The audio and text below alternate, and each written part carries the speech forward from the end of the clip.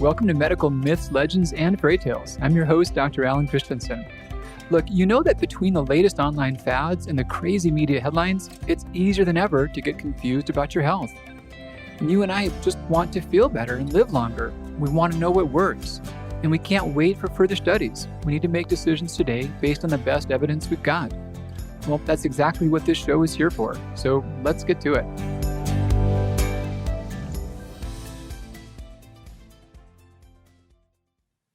Hey, Dr. C here with you. Let's do a deep dive on bread, commercial bread products, and the story with them and iodine. So this one really fascinates me. I've for so long, I've heard people talk about how they had cut out gluten and their thyroid function seemed to improve. And the first idea about that being relevant came because there was a lot of studies showing that those who had celiac disease had higher rates of having thyroid disease. And there were theories amongst researchers that maybe one caused the other. And then some even wondered if maybe those that didn't have celiac disease, if there was still some way by which gluten was harming their thyroid function. And as more was learned about this, what was found was that gluten didn't cause thyroid disease in those that had celiac, nor did it in those without celiac. But what was true is that, celiac disease is autoimmune. And those who are prone to one type of autoimmunity are prone to others. So whatever underlying issues make someone prone to get celiac makes them also prone to get thyroid disease. But some big studies even looked at those who were newly diagnosed with celiac. If they did go gluten-free, it turned out that didn't change their risk of developing thyroid disease. So it wasn't causing the other.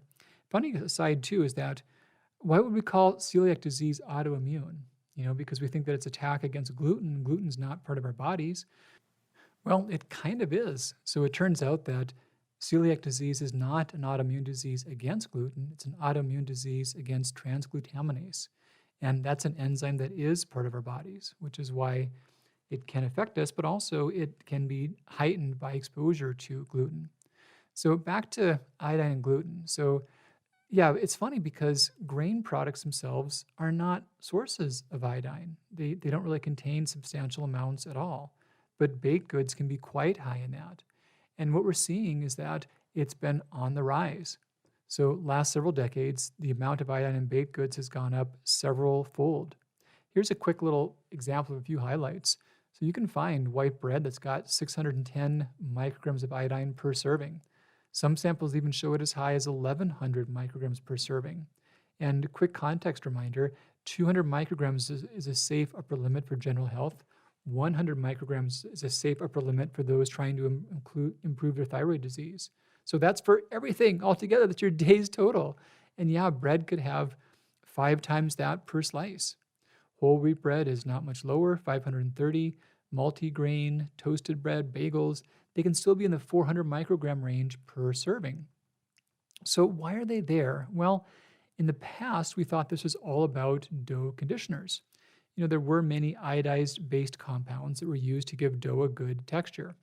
And this is the thing. Iodine is a ridiculously useful chemical. It's got a lot of helpful properties. It's a texturizer, it's a stabilizer, it's a preservative, it's an antimicrobial, it can be an antioxidant. So it does all kinds of great stuff that would make you want to use it when you're manufacturing things.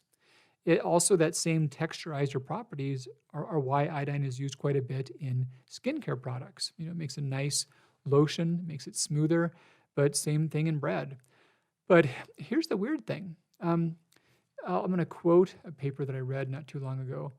3 brands of bread in our study had inordinately high iodine content, up to 587 micrograms of iodine per slice, which was likely due to the presence of iodide bread conditioners. Thus, if someone has 2 slices, they could get up to 1,100 micrograms from bread alone, and that's otherwise unsafe. Now, by contrast, the iodine content of several bread brands was low despite ingredient labeling that indicated the use of iodate. It is clear that the current labeling of bread does not accurately predict the content of iodine. So in the context of trying to do low iodine diets for medical treatments, like iodine uptake scans or radioactive ablation, I've seen some guidelines say that they could use bread if the bread didn't list having iodized dough conditioners on the ingredient list. But this study that I just quoted from showed that that wasn't predictive. So it's a bizarre thing. So your best course of action is to really avoid commercial bread products. And I do believe that in many cases, when people have gone gluten-free and seen their thyroid function get better, it's because they've cut out commercial bread products and they've radically lowered their daily iodine intake. So for the average American, gluten-based products might be supplying anywhere from 1 to 300 extra micrograms of iodine per day, just on average.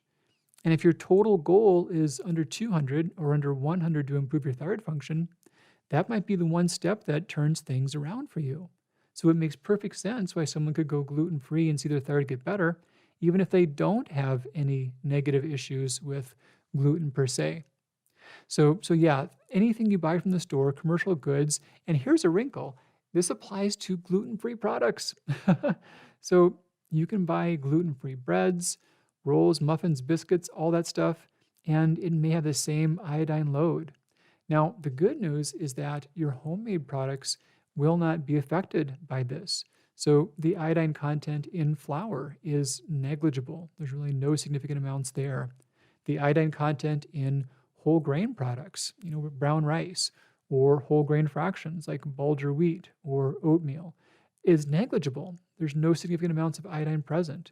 So you can bake at home. You can use these things at home, obviously assuming that there aren't other reasons you are avoiding those foods, but they are safe. They are low in iodine.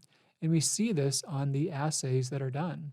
So in terms of grain products, I'm going to hit a few highlights here from the assay that I pulled together.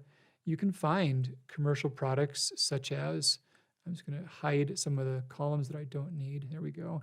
You can find commercial products like, we mentioned the white bread, the whole wheat bread, but if we keep going down and we start looking at even tortillas can have high amounts, rye bread, commercial granola, pancakes that are bought frozen, reheated, biscuits from the refrigerated biscuits that you heat up and cook at home.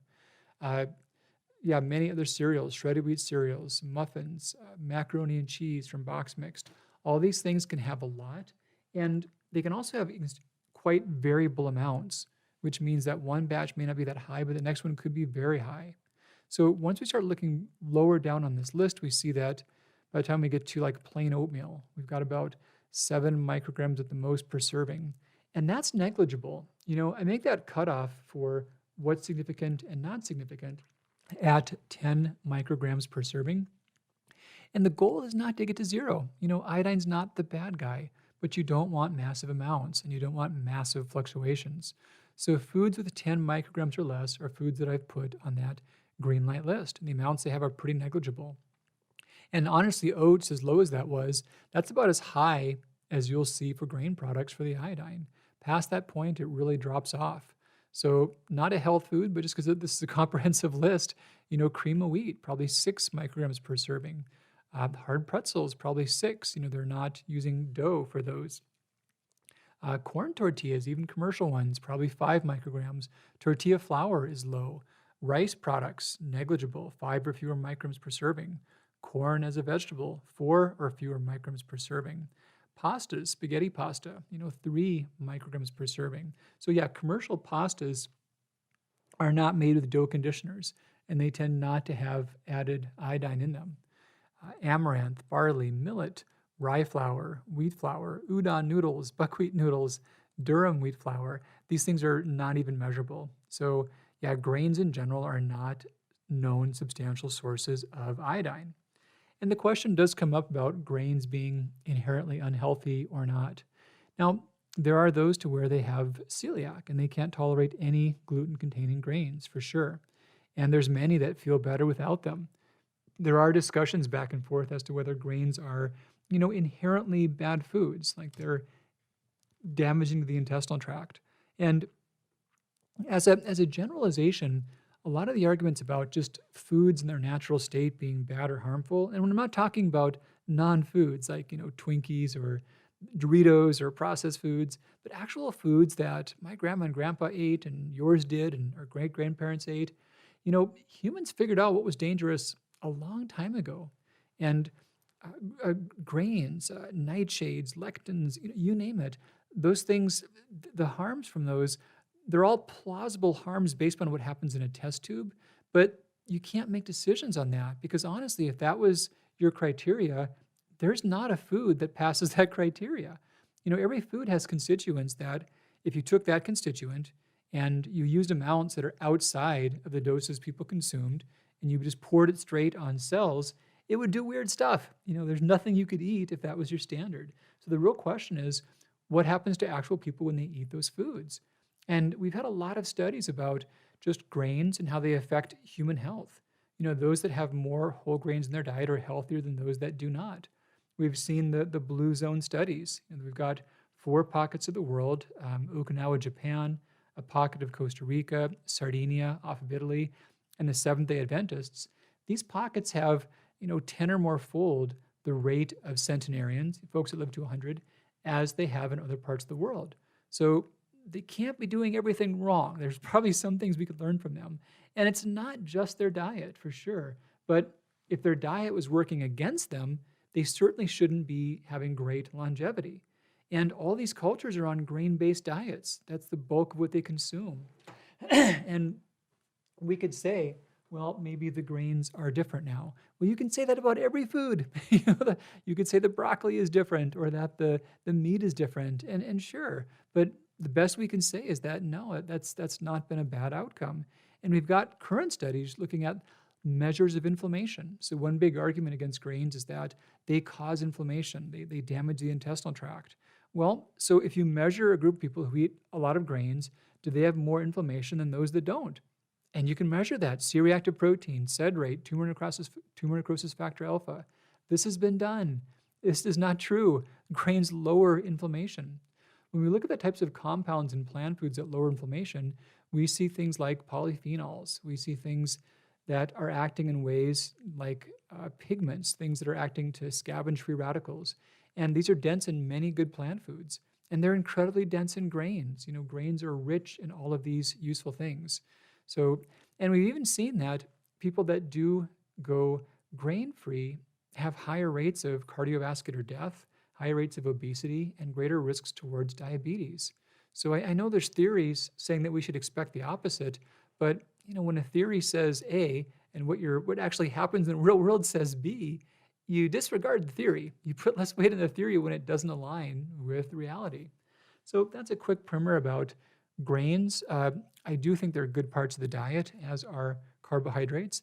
Not to mean they can be eaten unlimitedly, not to mean that you want ones that are highly processed by any means, but with a little bit of thought and by doing things more so at home, they can easily be part of a healthy, thyroid-friendly, low iodine diet.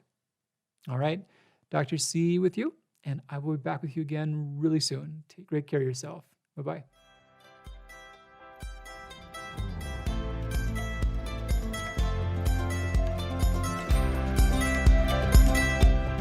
Hey, Dr. Christianson here. Thanks so much for joining me for another episode. Is there a topic you'd like me to cover? I'd love to hear from you. Just go to Dr. Alan Christianson on Facebook or Instagram, write your question, and use the hashtag #MedicalMyths. Did you find this show helpful? If so, please take a minute and leave us a rating on iTunes so that others can know. Thanks much, and I'll be back with you real soon. Bye-bye.